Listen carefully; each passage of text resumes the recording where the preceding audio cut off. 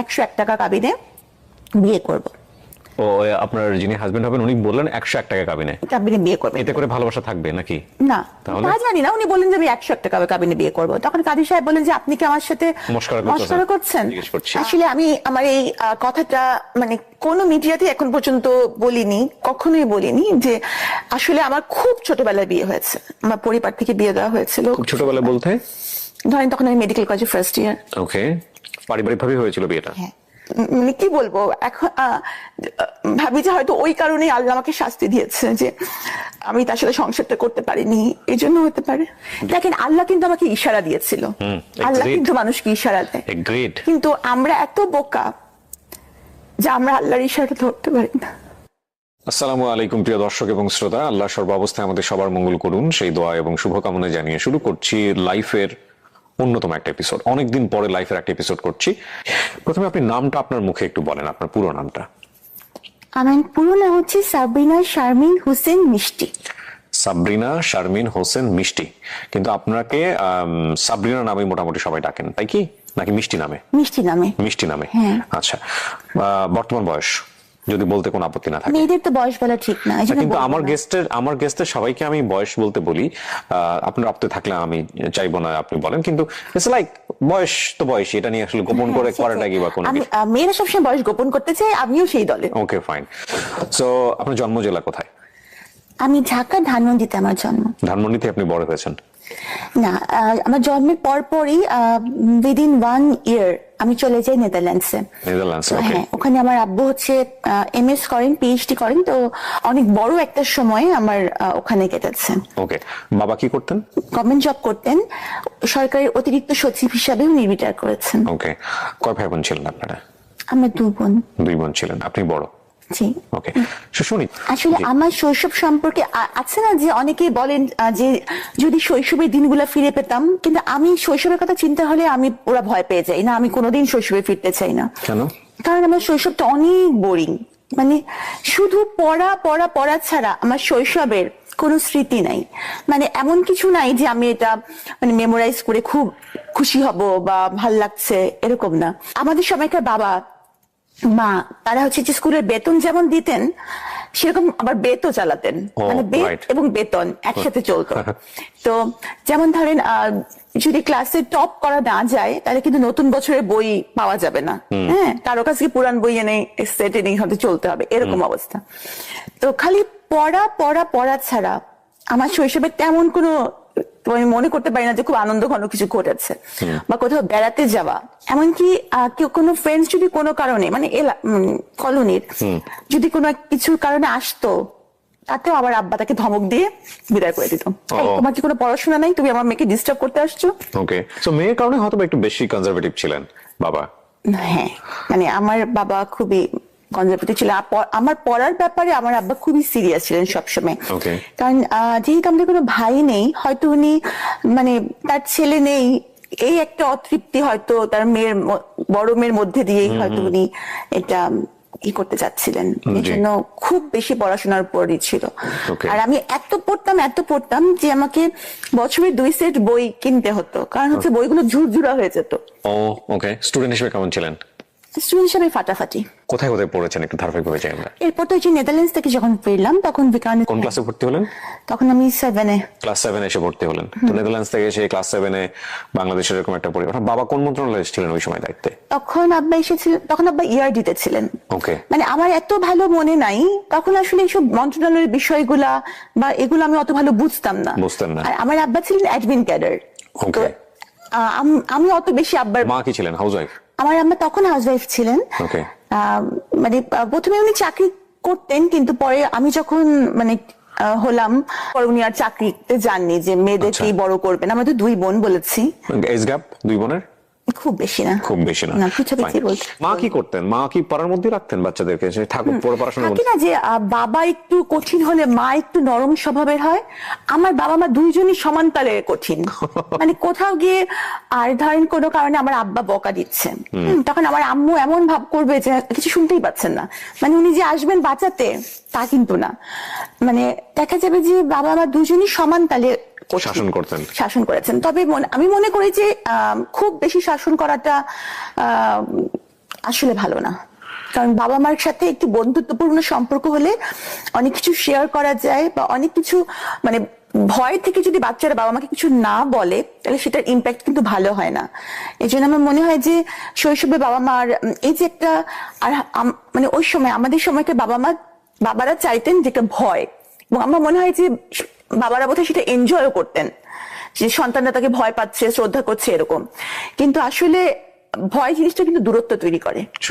হ্যাঁ, তো এই কারণে দেখা গেছে যে আমি কিছু হয়তো মনে কিছু আসলেও সেটা বাবা মার সাথে শেয়ার করতে পারতাম না। আর যারা একটু ভালো স্টুডেন্ট হয় তাদের সাধারণত কিন্তু বন্ধু কম থাকে। হ্যাঁ, তো ওরকম বন্ধু আমার ছিল না ক্লাসে। বাবা মাও যদি বন্ধু না হয়, ক্লাসেও যদি বন্ধু না থাকে, তাহলে কি এটা একটা কষ্টেরই ব্যাপার। তো টাইম পাস করতেন কিভাবে? তবে ডায়েরি লিখতাম। ওই লেখালেখির যে সেই যে একটা সেটা কিন্তু ওখান থেকেই বোধহয় শুরু, যে নিজের কথাগুলো একটু লিখে রাখা। ওকে ওকে। এসএসসি রেজাল্টও খুব ভালো ছিল, মানে আমি দুটো মিলিয়ে হাইয়েস্ট নাম্বার নিয়ে সলিমুল্লাহ মেডিকেল কলেজ যে ভর্তি হই, হাইয়েস্ট নাম্বার নিয়ে। দুটো মিলিয়ে বলতে মানে এসএসসি এবং ইন্টার? এসএসসি নাম্বার মিলিয়ে আমার নাম্বার ছিল হাইয়েস্ট। ওকে। মানে যারা আমরা সলিমুল্লাহ মেডিকেল কলেজে ভর্তি হয়েছিলাম। আর 1.7 এর জন্য আমি ঢাকা মেডিকেল কলেজে হইনি। ওকে। তো আমার আম্মুর খুব ইচ্ছা ছিল যে আমি ডক্টর হই, কারণ একবার একজন ডক্টরের কাছে গিয়ে আম্মু খুব মানে আম্মু যেটা বলেন আর কি, একটু কষ্টকর একটা পরিস্থিতির শিকার হয়েছিলেন। হ্যাঁ, মানে মোটামুটি তখন আমি প্রচন্ড অসুস্থ। তো আম্মু যখন আমাকে নিয়ে নেদারল্যান্ডস থেকে ফিরেছেন, ডক্টরসের খুব রুড ব্যবহার আম্মু পেয়েছিলেন। তো তখন আম্মু বলেন যে ডাক্তার যদি এমন হয় তাহলে মানুষ কোথায় যাবে, তাহলে আমার মেয়েকে আমি ডাক্তার বানাবো এবং তার ব্যবহারটা হবে সবার সাথে খুব নরম, ফ্রেন্ডলি। এবং তো আমি আমার জীবনে, আমি জানি না মানুষ কি ভাববে, তবে আমি আমার জীবনে খুব চেষ্টা করেছি যে মানুষের সাথে ওরকম, আমার রোগীদের সাথে নরম ব্যবহারটাই করার। সো আপনার মা টার্গেট করে, আপনার বোনও কি ডাক্তার হয়েছেন? না। ওকে। তো আপনি সলিমুল্লাহ মেডিকেল কলেজে পড়লেন, এমবিবিএস ওখানে কমপ্লিট করলেন, রাইট? ইন্টার্নশিপ করার পর আপনার স্পেশালিটি কোন দিকে গ্রো করলো? ভেবেছিলাম আমি গাইনি অ্যান্ড অবস নিয়ে পড়বো, তো আমি সেটা নিয়ে পড়া শুরু করলাম। তো এফসিপিএস পার্ট 1 করার পর আমি ট্রেনিং করলাম, কিন্তু পরে আমার মনে হলো যে না, আমি আসলে এমন কিছু করব যেটা সবার জন্যই চ্যালেঞ্জিং। কার্ডিয়াক সার্জন, ছেলে হোক বা মেয়ে, সংখ্যায় কম এবং পড়াটা কঠিন, এবং এজন্যই আমি কার্ডিয়াক সার্জারিতে সুইচ করব। তখন আমি আবার এফসিপিএস পার্ট 1 করলাম কার্ডিয়াক সার্জারিতে, করে ট্রেনিং করলাম। ট্রেনিং করে আবার যখন রেসিডেন্সি প্রোগ্রাম করা হলো বঙ্গবন্ধুতে, তখন আমি রেসিডেন্সি প্রোগ্রামে ঢুকলাম। ওকে। এটা হচ্ছে মানে এমএস কোর্স, 5 বছরের, পুরোটা সময় ওখানে ইনভলভ থাকতে হবে। ওকে। এবং প্রতি 3 মাস অন্তর অন্তর বিভিন্ন ডিপার্টমেন্টে প্লেসমেন্ট হবে এবং বিভিন্ন ডিপার্টমেন্টে পরীক্ষা হবে। এভাবে করে করে আস্তে আস্তে মানে কমপ্লিট মনিটরিং সিস্টেমের মধ্যে থেকে পড়াশোনা করা। সো আপনি এই কমপ্লিট করার পরে প্র্যাকটিসে গেলেন কত সালের দিকে? প্র্যাকটিস মানে আমার তো ইন দি মিন টাইম কিন্তু সরকারি বিসিএস ক্যাডার। আমি কততম বিসিএস এ? আমরা 27তম। প্রথমেই হয়ে গেছে আপনার? আমি এক চান্সে বিসিএস পাস করেছি। ও ওয়াও। ওয়াও কেন? না, আমি তো করতে পারিনি, এই জন্য ওয়াও বলছি আর কি। আমার কাছে পরীক্ষা দিয়েছিলেন? হ্যাঁ, আমি বেশ কটা পরীক্ষা দিয়েছিলাম। একটাতে আমার ভাইভাতে গিয়ে আমার সঙ্গে খুব অনভিপ্রেত একটা ঘটনা ঘটে, যেটা আমি এই মুহূর্তে বলতে চাই না। বললে হয়তো অনেকে আপনিও বলতে চান না এমন কিছু আছে? হ্যাঁ, অনেক কিছু আছে, অনেক কিছু আছে। সবাই সবকিছু জানে না এবং সবকিছু বলাও যায় না, উচিত না। হ্যাঁ, ইভেন আমার সাথে বিসিএস ভাইভাতে যে ঘটনা ঘটেছে সেটা যদি আমি বলি আপনার এই ইন্টারভিউতে, সেটা তোলপাড় হয়ে যাবে পুরো ঘটনা। এবং আমি মানুষের নাম মনে রাখতে পারি না। যে ভদ্রলোক আমার ইন্টারভিউ নিয়েছিলাম, আমি ডেফিনেটলি শিওর সে হয়তো এখনো কর্ম অবস্থার মধ্যে আছে। আমি তার নামটা পর্যন্ত মনে রেখেছি জীবনে। আমার ধারণা কোনোদিন আল্লাহ তার সামনাসামনি আমাকে করাবেন, এবং দেন আমি তাকে একটা ধন্যবাদ দিব যে আপনি আমাকে সেদিন সিলেক্ট না করে ভালো কিছুই করেছিলেন। যাই হোক, সো ওটা একটা অন্য প্রসঙ্গ। আপনি আপনি অনেক মেরিটোরিয়াস। আমরা কি ঈদে মানে লাইভে আছি? না না, কেউ দেখছে না, এটা রেকর্ড হচ্ছে জাস্ট। আপনার প্রথম পোস্টিং কোথায় ছিল? দিনাজপুরের রামডুবির হাট। গিয়েছিলেন ওখানে? হ্যাঁ, ওখানে 1.5 বছর আমি ছিলাম। 1.5 বছর। It's okay, it's okay. আপনার ওখানকার অভিজ্ঞতা কেমন ছিল? তখন অবস্থা এমন ছিল যে ওখানে থাকতে অনেক কষ্ট হয়েছে। আমি তখন ওই যে এফসিপিএস করলাম তখন ট্রেনিং পোস্টে আমার পোস্টিং হয়ে গেল ঢাকা মেডিকেল কলেজে, তখন চলে আসলাম। কিন্তু ওই সময়টুকু খুব কষ্ট হয়েছে। আরেকটা ব্যাপার কি, আমার আব্বা হচ্ছে যে এমন মানুষ যে আমার আব্বা কখনো কারো কাছে কোনো সুপারিশ তার মেয়ের জন্য কখনো করবেন না। আমার আব্বা কিন্তু যখন আমি মেডিকেলে মানে ভর্তি পরীক্ষা দিই, তখনও আমার আব্বা সরকারি চাকরিতে আছেন, উচ্চপদস্থ কর্মকর্তা। আবার এমনকি যখন আমি বিসিএস পরীক্ষা দিই, তখনও আব্বা সরকারি চাকরিতে। কিন্তু আমি আব্বাকে ভুলেও বলিনি যে আমার কবে মানে ভাইভা হবে, কারণ আব্বা কিছু বলবেনও না এবং মানে কোনো লাভও নাই এবং আমি চাইও না। আচ্ছা। হ্যাঁ, মানে আমার আব্বার সাথে ওই যে বললাম একটা দূরত্ব ছিল, এই জন্য একটা ইগোর কনফ্লিক্ট কিন্তু সবসময় ছিল, Okay. যে আমার কিছু জন্য আমি আব্বার কাছ থেকে সাহায্য নিব না। ওকে। তো বা আমার আব্বার কাছে আমি কিছু চাই না, বা তার কাছে আমি ছোট হব না। আমি মানে এই জিনিসটা তখন বুঝতে পারতাম না যে বাবা আমার কাছে মানুষ সবসময় ছোটই। Sabrina, if you want to cry there is no problem, you can cry. হ্যাঁ, কান্না হাইড করতে হবে না, কান্না আমাদের জীবনের একটা অংশ। কাঁদতে পারাটা একটা বিশাল গুণ, সবাই কাঁদতে পারে না। হ্যাঁ, এবং যারা কাঁদতে পারে না তারা আমি মনে করি অনেক কষ্টের মধ্যে থাকে। আল্লাহ আমাদেরকে চোখের পানি দিয়েছে আমাদের কষ্ট নিবারণ করার জন্য। So if you want to cry you can cry, no problem. আপনি এফসিপিএস করার জন্য আপনি ঢাকাতে হ্যাঁ, আসলেন। পার্ট 1 পরীক্ষা দিয়ে ট্রেনিং পোস্টে ঢাকা মেডিকেল কলেজে আমার পোস্টিং হলো। ওকে, সো ওখানে আসলেন এবং আসার পরে আপনি পড়াশোনা করছিলেন এবং ডেফিনেটলি তখন আপনার বিয়ে হয়নি, হয়েছে কি? আমি জানি না আপনার লাইফ সম্পর্কে, যে কারণে আমি জিজ্ঞেস করছি। আসলে আমি আমার এই কথাটা মানে কোন মিডিয়াতে এখন পর্যন্ত বলিনি, কখনোই বলিনি, যে আসলে আমার খুব ছোটবেলায় বিয়ে হয়েছে। আমার পরিবার থেকে বিয়ে দেওয়া হয়েছিল খুব ছোটবেলা বলতে? ধরেন তখন আমি মেডিকেল কলেজে ফার্স্ট ইয়ার। ওকে, পারিবারিক ভাবে হয়েছিল বিয়েটা? হ্যাঁ, আমাদের ফ্যামিলির মেয়েরা সবাই খুব সুন্দরী এবং তারা কখনো কোনো চাকরি করে না বা চাকরি করতে তাদের প্রয়োজন হয় না। তো তারা সবাই স্বাভাবিকভাবে বড় লোকের ওয়াইফ। তো আমার কিন্তু পড়াশোনার প্রতি অসম্ভব ঝোঁক ছিল। তো মানে আমি ঠিক সংসার করা বা এই জিনিসটার মতো ম্যাচিউরিটি বা কিছু আমার ছিল না। তো আমি দেখা যেত যে আমার বাবার পাশে থাকতাম এবং আমি খালি পড়তাম, মানে সংসার করা ওইভাবে যাওয়া হতো না, না? আমি কখনোই যেতাম না। হ্যাঁ, তো এই কারণে দেখা গেছে যে আমার ওই সংসারটা টেকেনি। এইখানে একটা লম্বা গল্প। ওই সংসারটা কত বছরের ছিল আপনার প্রথম বিয়ের সংসারটা? যেভাবে থাকুক না কেন, মানে ডিভোর্স হওয়া পর্যন্ত কত বছর? 4-5 বছর। মানে আপনি বিসিএস এ জয়েন করেছেন না তারই আগে ডিভোর্স হয়ে? তার আগে ডিভোর্স হয়ে গেছে। আচ্ছা, এখানে একটা বিষয় আমরা একটু বলে রাখি। আপনারা যেহেতু সামাজিক যোগাযোগ মাধ্যমের কল্যাণে হোক বা করোনাকালীন সময় ওনাকে নিয়ে প্রচুর রিপোর্ট হয়েছে সে কারণেই হোক, তো সুতরাং ওনার ফেসটা অনেক নন। আর আমাদের অনুষ্ঠানের ডিসক্লেইমারে কিন্তু একটা কথা আমরা স্পষ্টভাবে সবসময় বলে দিই যে কোনো লাইফের গল্প এখানে যখন বলা হয় তখন দুটো বিষয় আমরা খেয়াল রাখি। এটা একটা একপাক্ষিক বক্তব্য, আর এটা কোনো ইনভেস্টিগেটিভ শো না। এবং আমরা সচেতনভাবে চেষ্টা করি যদি ওনার বক্তব্যের জায়গাটি থেকে এমন কোনো ব্যক্তি বা প্রতিষ্ঠানের নাম আসে যেটা ওনার বক্তব্যের প্রেক্ষাপটে হেয় বা অপমানজনক হতে পারে, তাহলে ওই ব্যক্তি এবং প্রতিষ্ঠানের নাম এবং আইডেন্টিটি সমস্ত কিছু আমরা হাইড করি। এটা হচ্ছে এক। 2 নম্বর পয়েন্টটা হচ্ছে যে ওনার যেহেতু বর্তমানে একটি মহামান্য আদালতে একটি মামলা চলমান অবস্থায় রয়েছে এবং সেহেতু এই পুরো কন্টেন্ট মানে সোশ্যাল মিডিয়াতে ওনার এই যে বক্তব্যটি যাচ্ছে লাইভ থেকে, studio of creative arts and থেকে, এই বক্তব্যের কোনো অংশই জাস্টিফাইড না, মানে আমাদের জায়গা থেকে জাস্টিফাইড না। আমরা কোনোভাবে ইনভেস্টিগেট করে এটা প্রচার করছি না, জাস্ট এটা ওনার জীবনের একটা ফিলোসফি, মতামত। সে অর্থে কে গুরুত্ব দেবেন কে গুরুত্ব দেবেন না তার ব্যাপার। তো সেই জায়গা থেকে আমরা কোনো অংশই কখনোই যাতে করে কোর্ট বা অন্যান্য জায়গাতে যাতে এটা কোনো এভিডেন্স হিসেবে ব্যবহার না করা হয় সেই ব্যাপারে আমরা স্পষ্টভাবে এই অনুষ্ঠানের শুরুতেই দিক নির্দেশনা দিয়ে রাখছি। তো এক পর্যায়ে কি আপনি সিদ্ধান্ত নিলেন নাকি ফ্যামিলিগত ভাবে? ফ্যামিলিগত ভাবেও না, আমিও না, কারণ ওরকম চিন্তা ভাবনা আমার ছিল না। আমার হ্যাঁ, হাজবেন্ডই দিয়েছে এবং উনি অসম্ভব ভালো মানুষই ছিলেন। আচ্ছা, কিন্তু উনি তো বিয়ে করেছেন সংসার করার জন্য, তাই না? সুতরাং উনি তো আর এটা মানে উনি কতদিন এরকম করবেন, মানে সংসার করার মতো ম্যাচুরিটি আসলে তখন আমার ছিল না। আপনারা দুজন বসতেন, বিষয়গুলো নিয়ে আলোচনা হতো যে উনি আসলে কি চান, বা বিয়ের আগে আপনারা কোনো কথোপকথন করেছেন কিনা? একদমই কোনো কথোপকথন হয়নি? না। বাবার জায়গা থেকে এত বড় ভুল হতে পারে? এত শিক্ষিত একজন মানুষ। মানে উনি তো আমার বাবা তো মানে আমি বললাম মানে আমার প্রথম হাজবেন্ড যিনি ছিলেন উনি তো অনেক শিক্ষিত। কিন্তু বাবা তো নিশ্চয়ই বিয়েটা অ্যারেঞ্জ করেছেন বা মা তো, তো ওনারা তো নিশ্চয়ই মেয়ের মেন্টালিটিটা জানতেন বা অতটা জানতেন, অতটা মানে বিশাল দূরত্ব, আসলে মানে বিশাল দূরত্ব তো বলতেই হবে, এতটা জানতেন না। কারণ আমার বাবা মা যাকে আমার জন্য ঠিক করেছিলেন বা বাবা মা করেছিলেন ওনারাই আসলে রাইট ছিলেন। ওকে, কিন্তু আপনি এই সময়টাতে মানতেন না? আমি এটা বুঝিনি, কারণ আমরা আসলে বেশিরভাগ সময় ছেলেমেয়েরা বুঝি না যে বাবা মা আমাদেরকে বুঝিয়ে কাজটা করেন। যেমন উনি ছিলেন, উনি বিসিএস ক্যাডার ছিলেন। উনি বিসিএস ক্যাডার ছিলেন? উনি বিসিএস ক্যাডার ছিলেন। উনি মেডিকেলে ছিলেন? না, উনি বুয়েট থেকে পাশ করা। ওয়াও।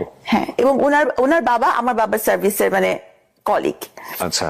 হ্যাঁ, তো সুতরাং খারাপ কোনোভাবেই না, ফ্যামিলিগতভাবে ও যথেষ্ট ভালো, খুবই ভালো, উনিও খুবই ভালো। কিন্তু কথা হচ্ছে কি দুটো মানুষ ভালো থাকলেও কিন্তু তাদের মধ্যে বিচ্ছেদ হতে পারে।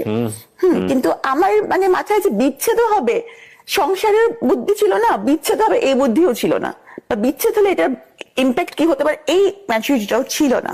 Okay. তো হয়তো মানে আমি মানে কি বলবো এখন ভাবি যে হয়তো ওই কারণেই আল্লাহ আমাকে শাস্তি দিয়েছে যে আমি তার সাথে সংসারটা করতে পারিনি, এই জন্য হতে পারে। ডিভোর্সটা আপনি উনি দিয়েছেন। accept করলেন আপনি, এবং করার পরেও আপনার পড়াশোনা ভালোই চলছিল, আপনি বিশেষ করে আপনিও জয়েন হ্যাঁ, মানে করেন। আমার মাথায় খালি যে আমার ক্যারিয়ার, আসলে আমি বুঝতে পারিনি যে ক্যারিয়ারটি মানুষের জীবনের সব না। আপনার কিছু কিছু কথা আজকে এত মূল্যবান আমাদের সবার জন্য। ওকে, ডিভোর্সের পরের গল্পটা, আমরা সেকেন্ড মানুষটা যে আপনার জীবনে আসলো, সে কিভাবে আসলো আসলে? উনি ইভেন্ট ম্যানেজমেন্ট করতেন। আচ্ছা। তো ইউজুয়ালি উনি সরকারি এবং বেসরকারি বিভিন্ন ইভেন্ট গুলো অ্যারেঞ্জ করতেন। জি।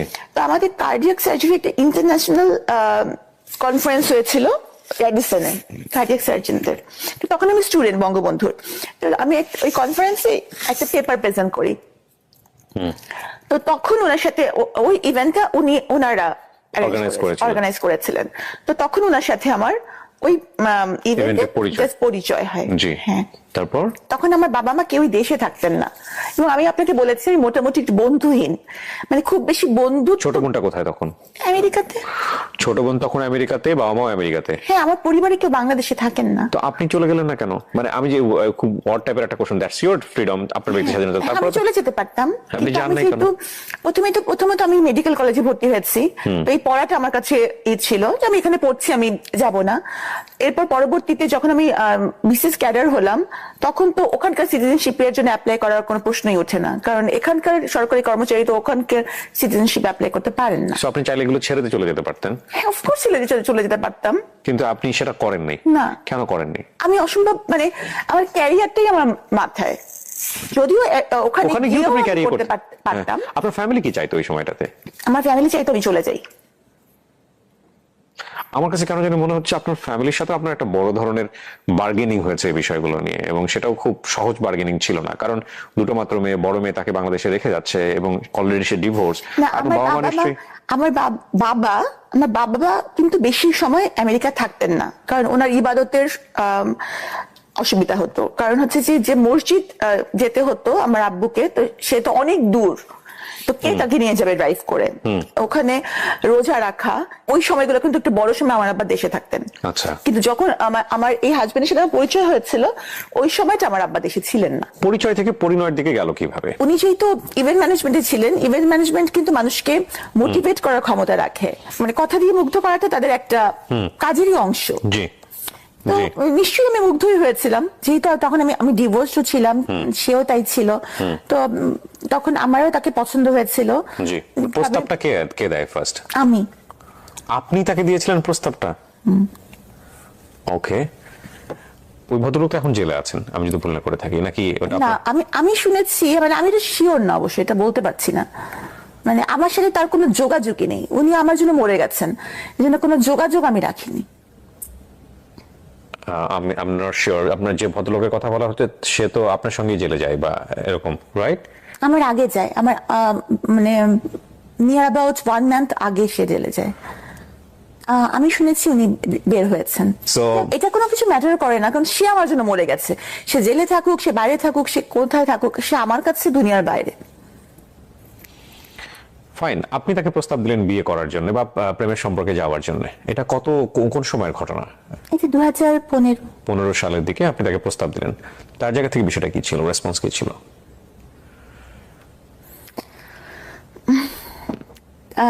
তাহলে বিয়ের ঘটনাটা বলতে হবে। হ্যাঁ প্লিজ, আমি তো শোনার জন্য অপেক্ষা করছি, বলেন না। আমি ভাবছিলাম যে কোনো সম্পর্কই আসলে মানে আমাদের মাথায় যে আমরা একটু পুরান কালের মানুষ, বিয়েটাই আমাদের কাছে মানে জাস্ট ফ্রেন্ড তো টাইপের, এটা তো আর তখন না আমাদের। তো বিয়ের কথাটা আমি বলেছি যে তাহলে আমরা বিয়েই করব। পরিচয় মাত্র 3 মাসের কিন্তু। হ্যাঁ, তো আর আব্বা আম্মাকে তো বলা যাবেই না, আব্বা আম্মা দেশেও নাই, আর আমার আব্বা মামা কখনো এই বিয়েতে জীবনেও রাজি হবে না, জীবনেও না। তো আমি বললাম, তাহলে উনিও বললেন যে হ্যাঁ ঠিক আছে। তো ওনার কিছু আত্মীয় স্বজন, আবার আমার ফ্রেন্ডসরা ছিল, বান্ধবীরা মেডিকেল কলেজের। বিয়ের দিনকে তো আমার ওরা হলুদ টলুদ লাগালো, তো হলুদ লাগানোর পর সেদিনই সন্ধ্যাবেলা বিয়ে হবে, এরকম একটা। মানে ওইভাবে ওনার ফ্যামিলিও ইনফর্ম ছিল না যে আপনাকে বিয়ে করতে ওনার হচ্ছে? ফ্যামিলিরও কেউ খুব একটা এখানে থাকে না। মানে ওই সময়টা থেকে আপনি ওনার সম্পর্কে খুব ভালো করে জানতেন আগাগোড়া? জানতাম হয় নাকি এত মেরিটোরিয়াস একটা মেয়ে? আসলে কিছু কিছু আসলে জায়গায় একটা মানুষ যে আমরা পড়াশোনা করে সব দিক দিয়ে খুব একেবারে মানে সবাই এটাই বলে যে হ্যাঁ সে ডাক্তার, সে কেন এটা জানবে না বা বুঝবে না, কিন্তু সবসময় কি এটাই যে আমি আমি মেধাবী আপনার হলে সঙ্গে একমত কিন্তু আমি আমার দর্শকদেরকে ইনফ্লুয়েন্স করতে চাই না এই বিষয়ে। আমি ব্যক্তিগতভাবে আপনার সঙ্গে একমত। কেন একমত বলছি, যে মানুষজন বলে না, গুরুজনরা বলে না যে প্রেম একটা বোকা, প্রেম অন্ধ করে দেয় মানুষকে, প্রেম একটা ইলিউশন। জীবনে কখনো কখনো এই জিনিসটা চরম পর্যায়ে সত্য, এবং সেটা আমরা ধাক্কা না খাওয়া পর্যন্ত আসলে বুঝতে পারি না। এবং এই ধাক্কাটা কারো কারো জীবনে খুব অল্প সময় চলে আসে, আবার কারো কারো জীবনে খুব লম্বা সময়ের পরে আসে। বাট এই ধাক্কা কারো জীবনে না আসুক সেটার জন্য আবার এটা ঠিক যে এই ইলিউশন থেকেও অসংখ্য ভালো ঘটনার জন্ম হয় পৃথিবীতে, তাই না? তবে এটা ঠিক যে ওই লাভ এক ধরনের মোহ, এবং এই মোহতে অনেক বড় বড় জিনিস মানুষ ওভারলুক করে যায়, অনেক বড় বড় জিনিস, ব্যাপারে কোনো সন্দেহ নেই। আপনি ওনার সম্পর্কে তেমন কিছু জানতেন না, আর উনি তো মোটামুটি জানতো বোধহয় আপনার সম্পর্কে, যে আপনার ফ্যামিলিরা কারা কারা আমার আছেন। সম্পর্কে সব জানতো। আমার সম্পর্কে এখনো তো আমি অনেকের সম্পর্কে জানি না, কিন্তু সবাই তো আমার সম্পর্কে জানে। সো না, ডেফিনেটলি আপনার সেই সময় তো সেরকম অবস্থা ছিল না, আর এখনকার জানার অবস্থা তো অন্য কারণ। মানে অনেকে জানার আগ্রহ থাকে, তো আমার মনে হয়নি যে আমার কিছু জানার দরকার, বা কার মাধ্যমে জানবো, কাকে জিজ্ঞেস করবো তার সম্পর্কে, মানে এরকম। আর সে তো আর কোনো মানে এখানকার কোনো স্টুডেন্ট ছিল না যে তার কলেজে গিয়ে আমি জিজ্ঞেস করবো, বা এটা আমার মাথায় আসে না যে কিছু আমার জিজ্ঞেস করা লাগবে। আচ্ছা, হ্যাঁ, এটা আমার মাথায় আসে নাই, সত্যি কথা যেটা। সো তারপর কি হলো? তো তখন ওই যে সেদিন বিয়ের সন্ধ্যায় ঘটনা, আমার হ্যাঁ। বিয়ে। হ্যাঁ, তারপর তো উনি আসলেন, আমার ফ্রেন্ডসরা ছিল, এসে উনি বললেন যে আমি তো বিয়ে করব না। ও তখন আমার মনে হলো যে কি মানে এটা কেমন কথা, মানে আমার ফ্রেন্ডসরা আমাকে হলুদ লাগাইছে যে আমার বিয়ে হবে, আর অলরেডি কিন্তু আমার একটা বিয়ে, আমার জীবনে এরকম একটা ঘটনা আছে। ওনার লাইফে কি এরকম কিছু ছিল আপনার মতো? হ্যাঁ, আমি পরে জানতে পেরেছি। তখন পর্যন্ত আপনি কি জানতেন এটা বলেন আমার। তখন পর্যন্ত জানতাম যে উনি বিবাহিত, আমি ডিভোর্সড। ও, তখন পর্যন্ত আপনি জানতেন যে আপনার মতো উনিও বিবাহিত, ডিভোর্স, এবং ওনার কোনো বাচ্চা কাচ্চা নাই? না, বাচ্চার কথা জানতাম, বাচ্চা আছে এটা জানতেন আপনি? জানতাম। ওকে, ফাইন। কিন্তু তখন আমার কাছে এটা মনে হলো যে এটা একটা মানে আমিও তখন এমন ছিলাম যে আমার কাছে মনে হলো যে ইগোর ব্যাপার, কি আমাকে বিয়ে করবে না, মানে আমাকে কেউ বিয়ে করবে না, এটা কেমন কথা? কিসের কমতি আছে আমার, হ্যাঁ, যে কারণে আমাকে বিয়ে করবে না? হ্যাঁ, মানে আমার এরকম মনে হলো। আসলে অনেক মানুষ অনেক বিশেষ করে সিচুয়েশন মানুষ অনেক বোকা হয়ে যায়।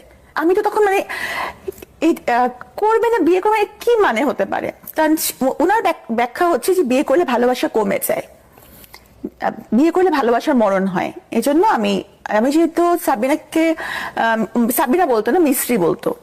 মিশ্রি? হ্যাঁ, মিস্ত্রি। মিষ্টি না বলে মিশ্রি বলতো? হ্যাঁ, বলতো যে মিশ্রির মতো মিষ্টি, এ কারণে মিস্ত্রির মতন অনেক সাদা, এই জন্য। ও আচ্ছা, ঠিক আছে। আচ্ছা, হ্যাঁ। তো বলতো যে আমি মিস্ত্রিকে তো অনেক ভালোবাসি, তো এই জন্য ভালোবাসলে মানে বিয়ে করলে ভালোবাসার মরণ হয়, এই জন্য বিয়ে করবো না। তো এই ধরনের অদ্ভুত কথা শুনতে সবাই খুব আর আমি তো তখন চরম পরিমাণে কান্নাকাটি, যে আমার তো এখন মান সম্মান চলে যাচ্ছে ফ্রেন্ডসদের সামনে।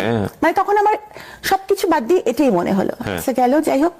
তারপরে তাকে অনেক ভাবে রাজি করানো হলো। আমার যে ক্যামেরাম্যান ছিল, ফটো তোলার জন্য এসেছিল, সেই ক্যামেরাম্যান ক্যামেরা ফেলে ভেউ ভেউ করে কাঁদছে। ওহো, কান্নার কথা আপনার, সে ক্যামেরাম্যান কাঁদতেছে, আমি বুঝলাম। সবাই কাঁদতেছে। ওকে, ফাইন। মানে আমার ক্যামেরাম্যান কাঁদতেছে, আমিও কাঁদতেছি। ছবি তুলতে পারতেছে না বোধহয়, পেমেন্ট পাবে নাই আমার এই জন্য বিয়ের।